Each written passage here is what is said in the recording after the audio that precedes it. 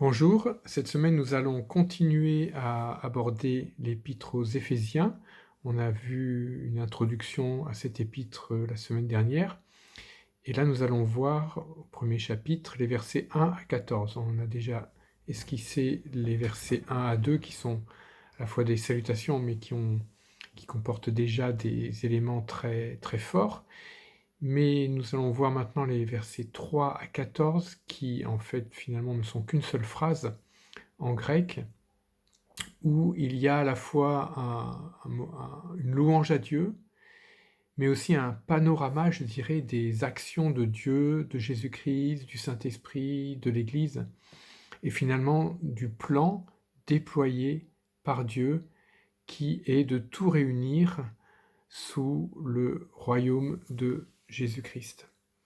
En gros, il est exprimé que c'est à Dieu la gloire, que c'est à Jésus-Christ la prééminence, le règne, que c'est le Saint-Esprit qui est le garant, l'acompte de tout cela.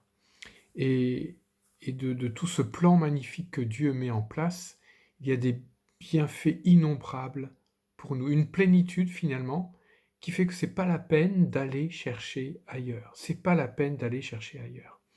On est choisi, on est destiné, on est adopté, on est aimé, on est délivré, on est pardonné, etc. On verra tous les bienfaits innombrables qui découlent de ce plan que Dieu a mis en place en notre faveur.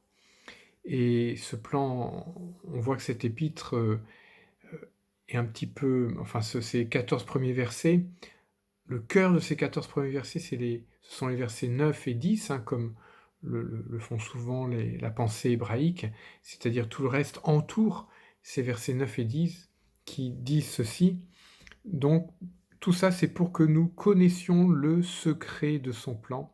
Ce plan, il l'a fixé d'avance dans sa bonté en Christ, pour conduire les temps vers l'accomplissement, et selon ce plan, tout ce qui est au ciel, tout ce qui est sur la terre, et tout doit être réuni sous le gouvernement du Christ. Donc le plan secret, c'est de tout réunir sous le gouvernement de Jésus-Christ. Ça signifie restauration, ça signifie unité, unification, ça signifie soumission. Ça signifie que finalement, tout est amené à la perfection et à l'accomplissement en Jésus-Christ. Et c'est ça, finalement, le plan de Dieu pour l'humanité, pour le monde entier et pour nous-mêmes.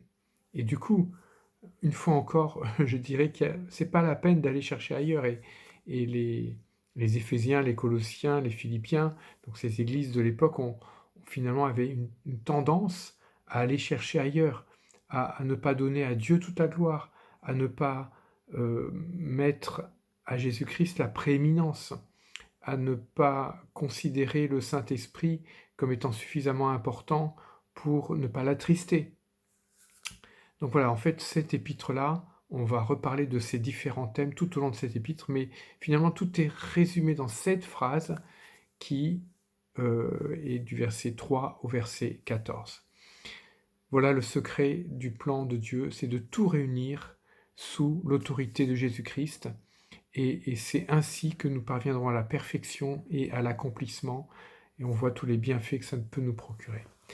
Voilà, nous allons pouvoir donc creuser cette phrase, ces quelques versets pendant notre étude biblique. Bon temps d'étude biblique donc, et bon temps de prière ensuite.